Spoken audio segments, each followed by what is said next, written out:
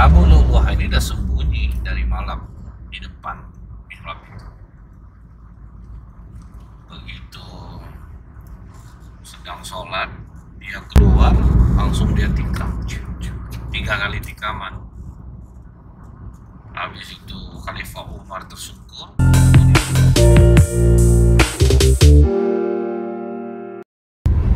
A'udzubillahi minasyaitonirrajim. Bismillahirrahmanirrahim. Assalamualaikum warahmatullahi wabarakatuh.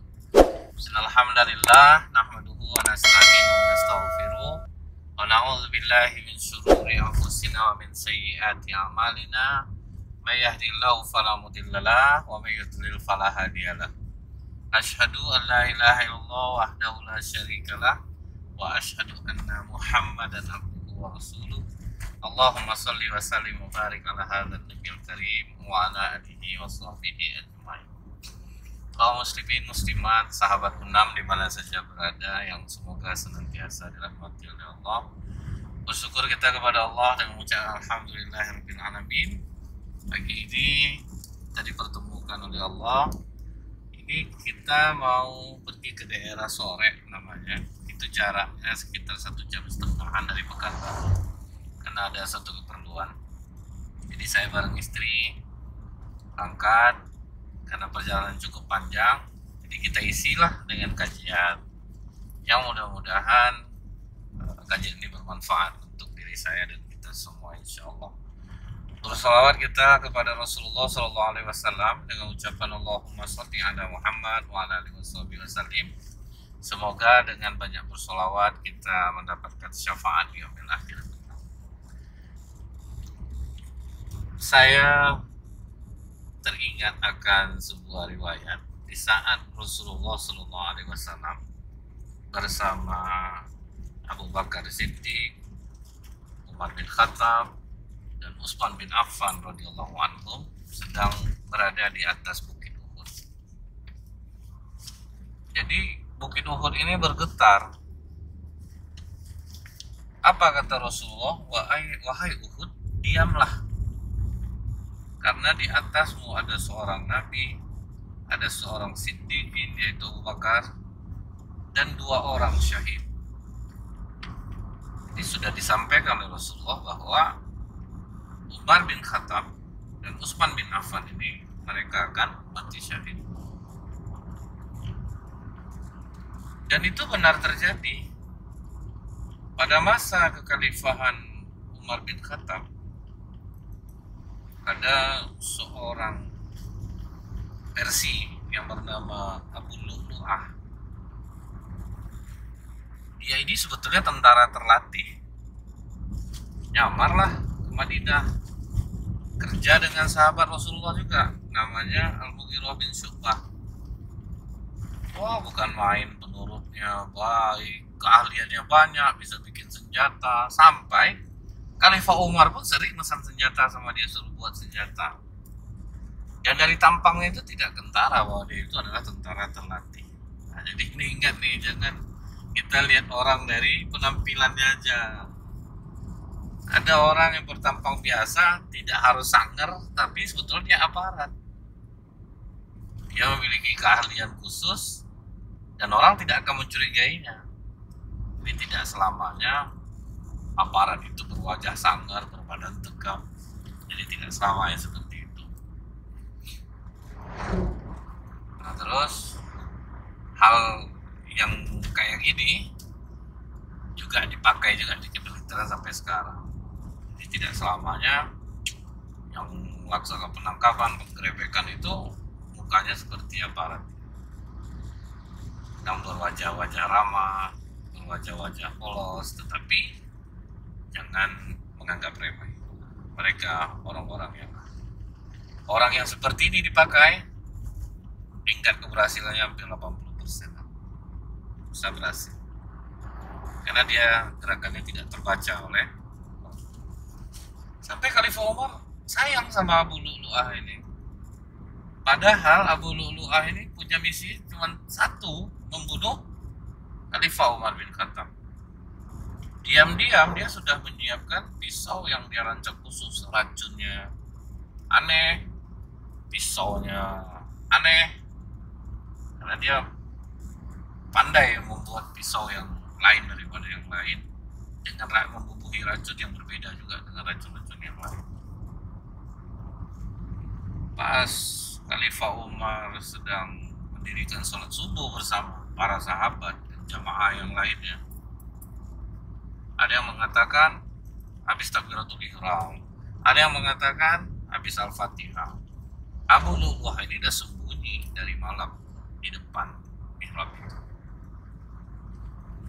Begitu sedang sholat, dia keluar, langsung dia tikam 3 kali tikaman. Habis itu Khalifah Umar tersungkur. Namun inilah hebatnya kita orang Islam itu, diajarkan sedarurat apapun keadaan, sholat tidak diputuskan. Khalifah Umar tersungkur dalam keadaan berdarah, diselamatkan oleh beberapa orang. Abdurrahman bin Auf maju menjadi imam menggantikan. Tetapi waktu Abu Lu'lu'ah lari ini, dia sambil mengibas-ibaskan pisaunya. Nah, total yang meninggal subuh itu ada 7 atau 8 orang dan belasan orang luka-luka. Setelah sholat subuh, Khalifah Umar mengatakan, tangkap orangnya dan aku ingin tahu siapa dia. Nah, setelah tertangkap, Abu Lu'lu'ah akhirnya disampaikan kepada Khalifah Umar, dan Khalifah Umar bertanya, apakah dia seorang muslim? Tidak, Khalifah. Maka kata Khalifah Umar, alhamdulillah, yang membunuh bukan seorang muslim. Jadi masih ada rasa syukur ya, jangan sampai orang muslim yang membunuh dia. Nah, anehnya racun dari Abu Lu'lu'ah ini, setiap apapun yang dimakan, yang diminum, keluar dari lubang tempat itu diam ditusuk. Itulah hebatnya racun dia yang dibuat. Saya Khalifah Umar ngomong ke anaknya, tolong sampaikan kepada Ummul Mukminin Aisyah, aku mau dimakamkan di dekat Rasulullah dan Abu Bakar. Nah, anaknya pun meminta izin kepada Ummul Mukminin Aisyah, dan Ummul Mukminin Aisyah pun mengizinkan. Tidak perlu waktu lama, 3 hari setelah itu Khalifah Umar pun meninggal. Jadi meninggallah seorang yang mulia, sahabat Rasulullah.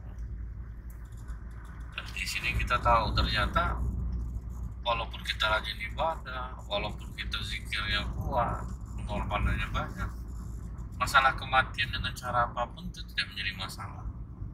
Jangan dianggap bahwa meninggal dibunuh berarti meninggalnya celaka. Selama kita berada di jalan Allah dengan cara apapun mati kita, insya Allah tidak ada menjadi masalah. Bahkan kadang orang yang banyak maksiat matinya pada bagus semua, sedang duduk minum-minum, tidur di diskotik. Jadi bukan itu jadi patokan. Benar kata Rasulullah bahwa Khalifah Umar bin Khattab atau Umar bin Khattab radhiyallahu anhu mati syahid. Bergantilah dengan Khalifah Utsman bin Affan. Nah, pada masa Khalifah Utsman bin Affan ini beda lagi nih caranya nih, yang ngacau ya. Yang ngacau itu adalah seorang Yahudi yang bernama Abdullah bin Sabah. Dia pura-pura masuk Islam.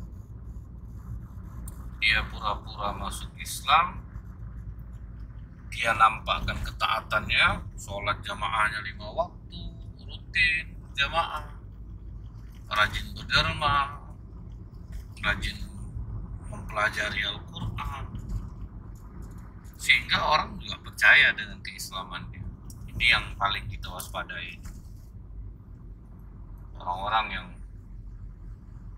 dia sebetulnya bukan seorang muslim, masuk Islam, mempelajari Al-Quran, mempelajari hadis Rasulullah, memperlihatkan ketaatannya, tapi sebenarnya dia mau menghancurkan Islam. Ini yang pernah dipakai oleh orang Belanda, yaitu menyekolahkan Sonok Fokrohi ke Madinah. Sampai dia faham dan hafal Quran, bayangin tuh. Coba lihat sejarah Sonok Fokrohi. Akhirnya dia berhasil memecah belah, memisahkan antara agama. Jadi orang Islam ini kalau bangun masjid dekat kuburan supaya mengingat mati, kan macam betul kata dia kan, supaya orang ingat mati. Bangunlah masjid di kuburan. Kalau masjid di kuburan kan orang takut mau ke masjid. Akhirnya dipisahkan lah, mana agama, mana negara itu harus dipisah. Berhasil dia. Orang meyakini keislaman dia, jadi jatuh. Kamera pas keren jatuh. Oke, kita lanjut. Sabar ya Pak. Setelah itu hampir jadi istri saya jatuh.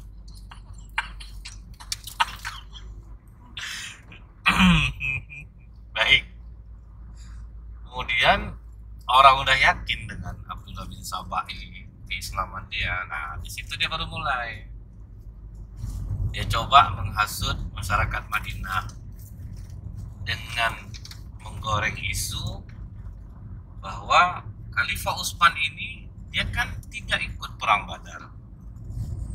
Tapi dia kenapa tercatat sebagai ahli Badar? Ini pembohongan publik, kata Abdullah bin Sabah. Dan yang dia katakan itu benar. Cuman dia tidak menjelaskan kenapa sampai Khalifah Utsman bin Affan tidak ikut. Nah, setelah itu isu yang kedua, dia memisahkan mana unta sedekah dan yang tidak. Apa maksudnya ini? Ini kan perbuatan bid'ah. Memisah-misahkan. Padahal kan sama-sama unta aja itu. Yang kedua. Yang ketiga, dia memberhentikan sahabat-sahabat senior diganti dengan yang muda-muda. Ini kan namanya melecehkan para sahabat. Wah, ini hebatnya dia menggoreng isu. Kemudian dia mengumpulkan Al-Quran. Ini kan tidak boleh dilakukan. Biarkanlah dalam bentuk lembaran-lembaran seperti biasa. Yang penting kan sudah dimulai oleh Khalifah Abu Bakar Siddiq dulu. Ya udah, biarkan aja lembar-lembaran itu. Tapi usaha dia sia-sia kalau di Madinah, karena orang Madinah semuanya tahu tentang keutamaan Khalifah Utsman. Ya tidak putus asa. Kan iblis juga nggak pernah putus asa. Salah satu sifat iblis itu ya tidak pernah berputus asa. Nah, justru kadang kita yang baik malah sering putus asa. Berangkatnya ke Mekah, di Mekah disebarkannya lagi isu-isu yang sama. Tapi orang Mekah juga nggak terima karena mereka tahu keutamaan Khalifah Utsman. Ya Allah, pindah dia ke Mesir. Di Mesir dia dapat masa. Karena sangat jauh jaraknya, tidak seperti sehebat sekarang lah informasi. Mesir dapat masa. Sampai di Irak dapat lagi dia masa. Jadi terkumpul kira-kira kalau hitungan banyaknya itu 600 orang lah. Pergilah mereka bergerak untuk mendemo Khalifah Utsman. Sahabat udah menyarankan gimana kalau kita hadang aja mereka. Enggak, biarin aja, kata Khalifah Utsman, biar aja mereka masuk. Nah, diterima oleh Khalifah Utsman pendemo ini dan ditemui. Karena waktu itu sependemo-pendemo orang, mereka itu masih taat dengan aturan agama. Jadi ditemui pun rasanya tidak akan membahayakan. Kalau sekarang bahaya menemui kayak gini, karena aturan agama itu sudah sangat jauh. Sampai kena memaki, dihalalkan, melaknat, memukul, melempar, memprovokasi, mengeluarkan kata-kata kotor. Jadi pada masa itu agama masih kuat yang dipegang. Sehingga Khalifah Utsman berani menemui mereka. Ditemuilah oleh Khalifah Utsman. Apa yang menjadi permasalahan kalian datang ini? Kata mereka yang pertama, Khalifah kan tidak ikut perang Badar, tapi kok tercatat jadi ahli Badar. Maka dijawab oleh Khalifah Utsman, sewaktu perang Badar akan terjadi, aku sudah berniat untuk ikut di dalam peperangan itu. Tetapi pada saat yang sama, Ruqayyah, anak Rasulullah SAW yang menjadi istriku, dalam keadaan sakit keras. Aku diperintahkan oleh Rasulullah untuk menjaga putrinya, dan itu adalah istriku. Apakah salah aku mengikuti perintah cinta Rasulullah, padahal sebenarnya hatiku ingin ikut berperang.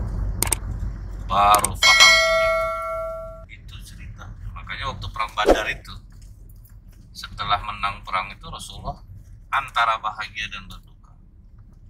Bahagia menang perang, dukanya anak beliau Ruqayyah istri Utsman bin Affan radhiyallahu anhu meninggal dunia. Terus apa masalah kalian lagi? Kau mengangkat orang-orang muda menggantikan sahabat-sahabat yang senior. Ini kan pelecehan terhadap para sahabat. Kata Utsman bin Affan, tahu nggak kalian bahwa Rasulullah pernah mengangkat seorang anak muda, Usamah bin Zaid, umur 16 tahun menjadi panglima perang, sementara dia memimpin yang di bawahnya itu siapa? Umar bin Khattab, Abu Bakar Siddiq radhiyallahu anhu. Apakah itu pelecehan dari Rasulullah untuk para sahabat beliau? Enggak. Islam ini meletakkan sesuatu pada tempatnya. Jadi yang aku lakukan mengganti sahabat-sahabat senior itu bukan berarti aku melecehkan mereka, karena Rasulullah juga pernah melakukannya. Oh, harus sadar. Kemudian mengapa kau membagi-bagi unta yang sedekah dan tidak? Apa salahnya digabungin aja? Kan unta itu sama-sama unta. Kata Utsman bin Affan, Rasulullah dulu kurma itu pun dia pisahkan, mana kurma sedekah, mana yang tidak. Pernah cucu beliau termakan kurma sedekah, itu langsung dipeluk Rasulullah, dicongkel, kih, muntah anak, muntah. Begitulah Rasulullah memisahkannya. Nah, begitu juga seharusnya dengan kita. Kalau megang uang umat, megang uang arisan, megang uang masjid, jadi bendahara apapun, jangan pernah menggabungkan uang itu dengan uang kita. Udahlah pakai aja, lalu nanti ganti, tinggal numpuk. Nggak boleh. Pasti sulit jadinya. Kalau nggak sekeras itu Rasulullah sampai cucunya harus dia congkel. Kalau nggak, apa salahnya, udahlah makanlah, nanti ganti dengan kurma yang lain yang punya kita. Nggak mau Rasulullah, suruh Rasulullah muntahin. Pelajaran besar nih buat kita. Kenapa banyak kasus-kasus di masjid, orang terpakai di masjid sulit kembalikan ya? Ya karena itu. Awalnya nanti diganti, ganti. Yang namanya nggak duit kita yang kita pakai bahaya. Itu pelajaran besar dari Rasulullah SAW. Nah, itu yang kulakukan, kata Khalifah Utsman. Maka aku pisah yang mana unta sedekah dan yang tidak. Wah, tambah pahamlah mereka. Terus yang Al-Quran itu, nah aku hanya mengumpulkan lembaran-lembaran yang itu takut tercecer, karena dulu penghafal Quran di masa Rasulullah ada di Najd itu banyak dibunuh orang penghafal Quran. Jadi dikumpulkanlah Al-Quran yang sudah diteruskan juga dari Abu Bakar Siddiq yang sudah berunding dengan Zaid Sabit, penulis wahyu. Jadi aku pun juga menulis Al-Quran ini. Ya udah, kita gabung aja, kita susun ayat-ayat ini supaya dia tidak tercerai-berai lagi. Nah, faham pendemo, minta maaf, mereka pun jalan pulang ke daerah masing-masing. Abdullah bin Sabah bekerja sama dengan orang dalam. Nah, ini orang dalam kekhalifahan Utsman bin Affan. Makanya hati-hati para pemimpin, waspadai orang-orang yang justru di sekitar kita. Makanya ada satu ungkapan, ketika kita sukses, jangankan netizen, orang dekat kita aja belum tentu suka sama kesuksesan kita. Mah jangan tidur mah.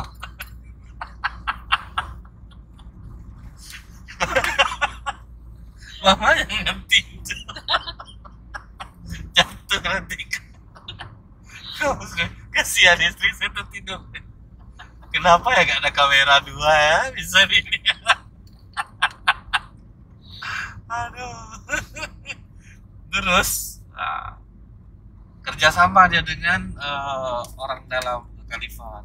Jadi saya kasih tahu nih kepada presiden, kepada gubernur, yang justru harus diwaspadai itu orang yang di sekitar kita.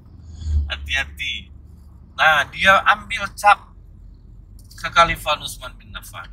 Saya lupa orangnya, tapi riwayat ini sahih. Dia kerjasama sama orang dalam untuk ngancurin kekhalifahan Utsman bin Affan. Dibuat surat.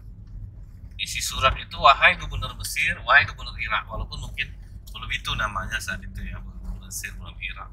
Tapi itulah kira-kira persamaannya.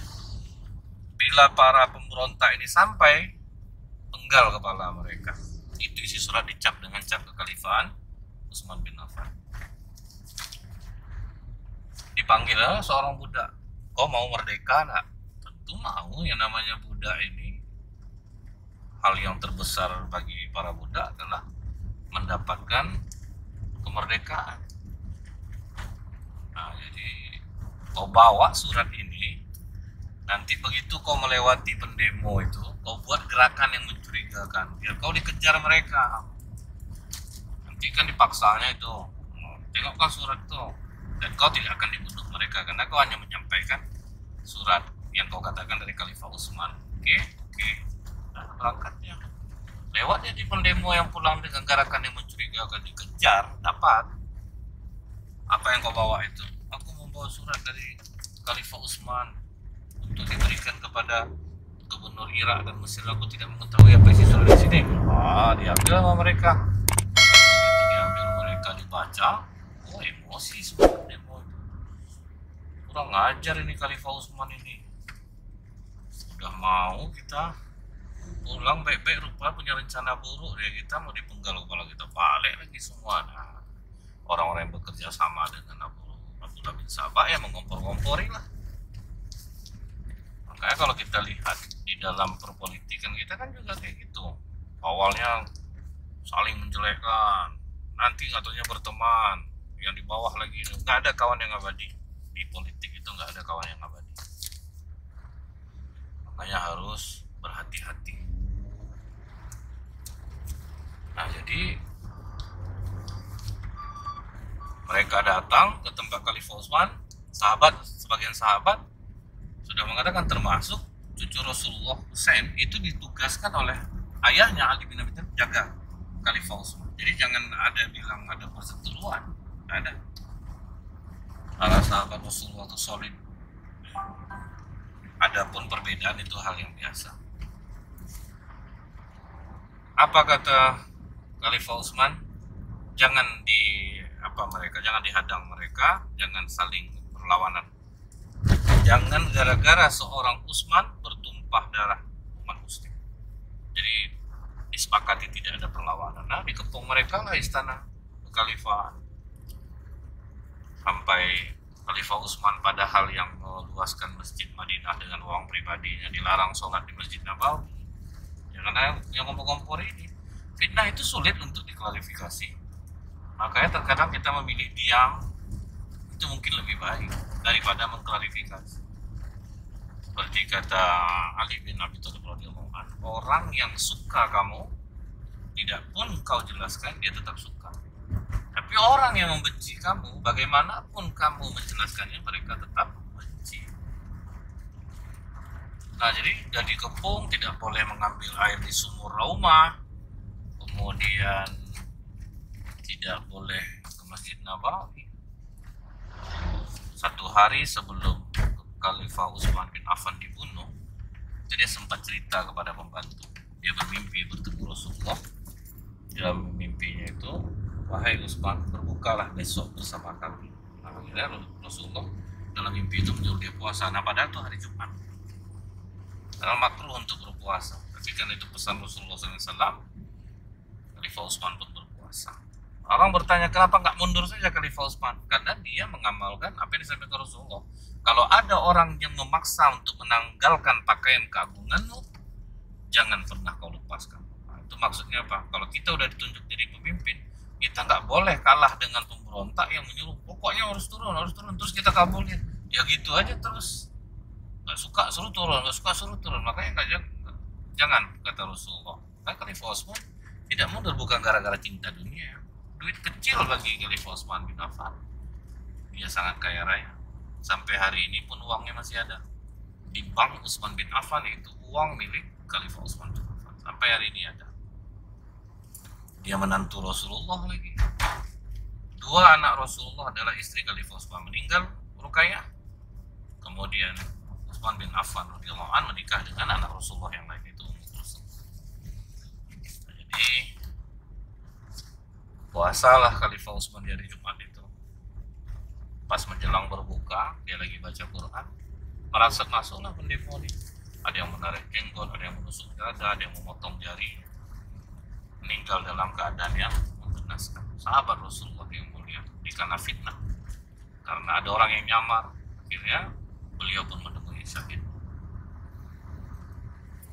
Dan setelah dibunuh pun terjadi kayak mayat Muammar Gaddafi, terlantar, tidak boleh diselenggarakan. Nah itu juga terjadi dulunya dengan Khalifah Utsman bin Affan. Tidak boleh disolatkan, tidak boleh apa, pokoknya jangan ada yang membawa menyelenggarakan jenazah Khalifah Utsman. Akhirnya bagaimana terselenggaranya?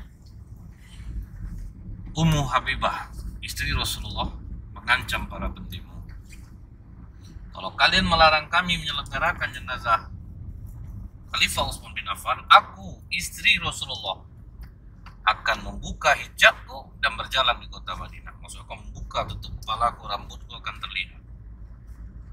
Pendemo diancam istri Rasulullah, takut. Akhirnya mereka mempersilahkan, silakan, takut. Jadi masih penghargaan mereka terhadap istri-istri Rasulullah itu masih tinggi. Sampai ada beberapa orang sahabat mengatakan kalau sempat istri Rasulullah membuka rambutnya pada saat itu berjalan, Madinah akan hujan batu. Karena sampai istri Rasulullah yang turun untuk menyelenggarakan jenazah Khalifah Utsman bin Affan. Nah inilah bahayanya fitnah. Makanya kita tuh harus hati-hati, janganlah terlalu cepat kita ngambil kesimpulan, dapat berita langsung vonis, padahal kadang entah iya betul, entah tidak berita itu. Jadi kita harus teliti dulu lah, agar kita jangan bertindak gegabah. Baik, mungkin sampai di sini aja dulu, kita lanjut lagi perjalanan kita. Subhanakallahumma bihamdika, asyhadu an la ilaha illa anta, astaghfiruka wa atubu ilaik. Assalamualaikum warahmatullahi wabarakatuh.